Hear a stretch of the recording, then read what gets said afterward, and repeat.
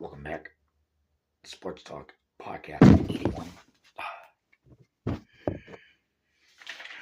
we're going to talk about MLB. We're only going to talk about two games here on the channel right now.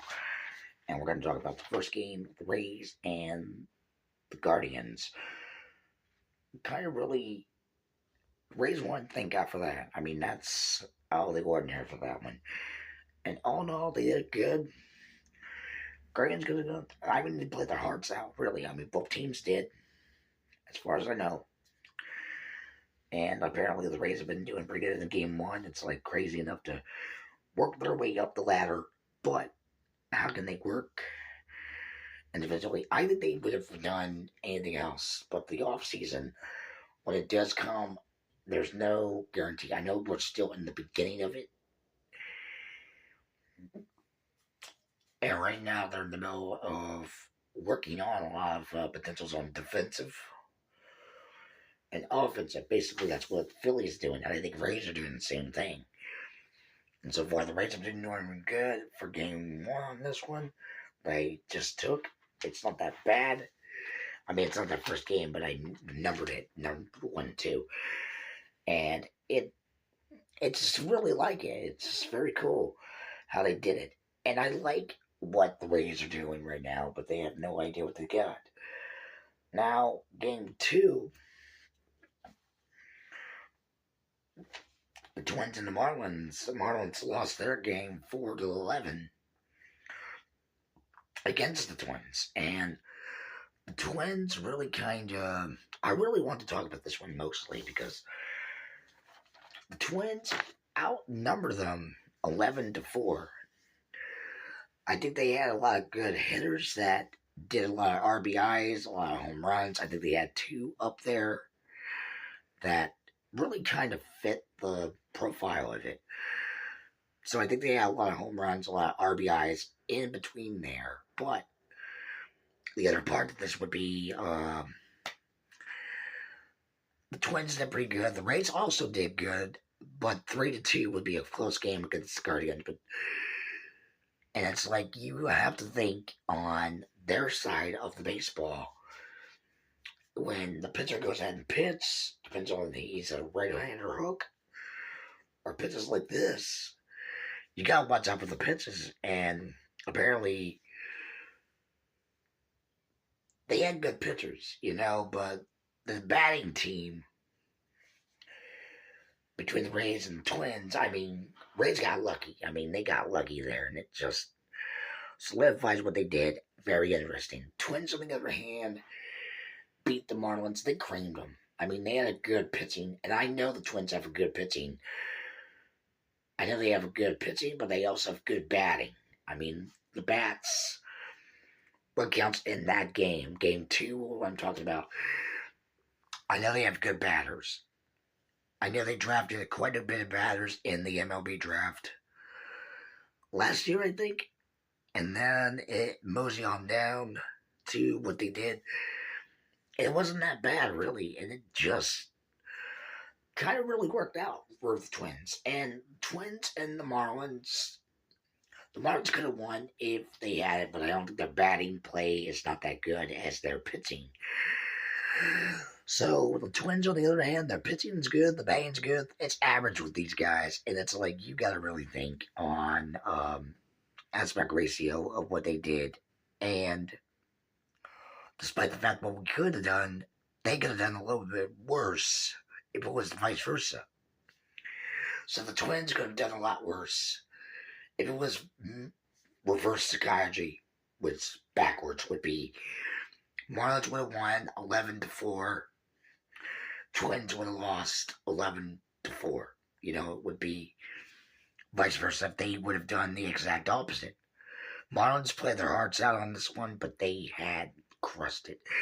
Rays and Guardians, on the other hand, 3-2. That was a close game, fairly, and it was crazy, apparently. Because I heard they had a lot of strikeouts in this game, a lot of ball ones, a lot of ball twos, a lot of ball threes, a lot of strikeouts, a lot of walk-ons. I think almost a walk-on, but But I think there were more strikeouts than anything else. That's why the game lasted longer than they thought.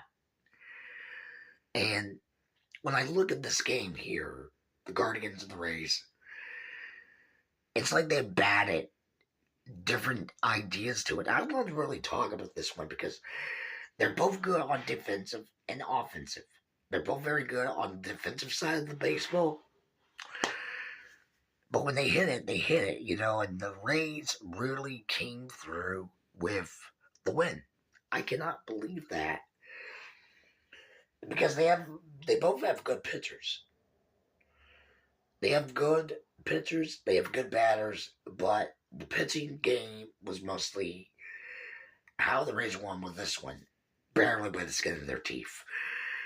And apparently, and they had a very good pitching crew here where one throws it together and it's like, you gotta think, how can they really work on that with anything else? I know I've done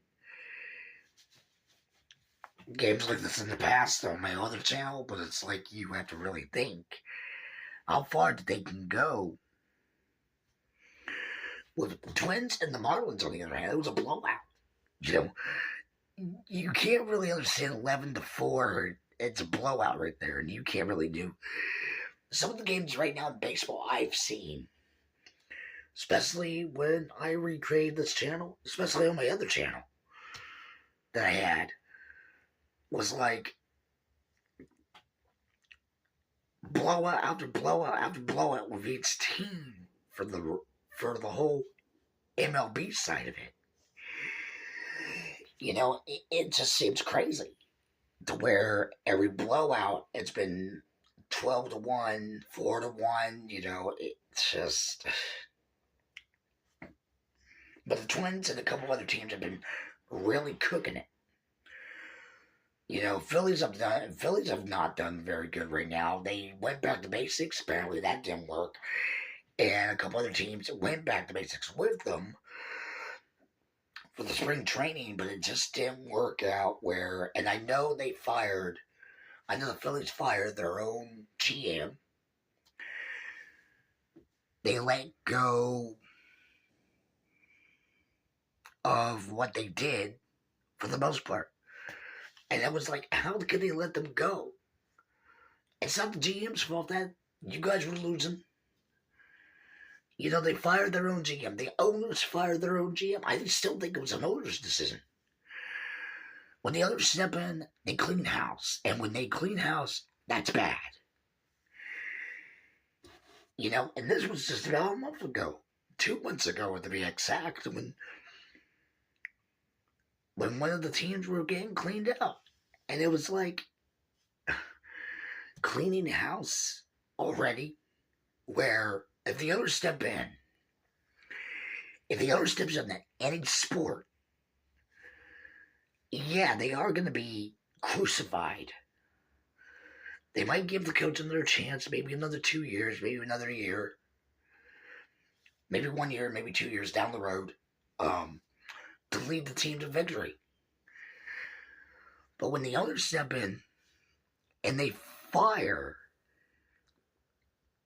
most of the staff and clean house, you're in trouble. You're totally in trouble. And this is what's happened to the MLB right now, one team right now, and that's Philly, I think. Philly, and I think 2 other teams, though, that did it. And I think Philly made a mistake on firing what they did.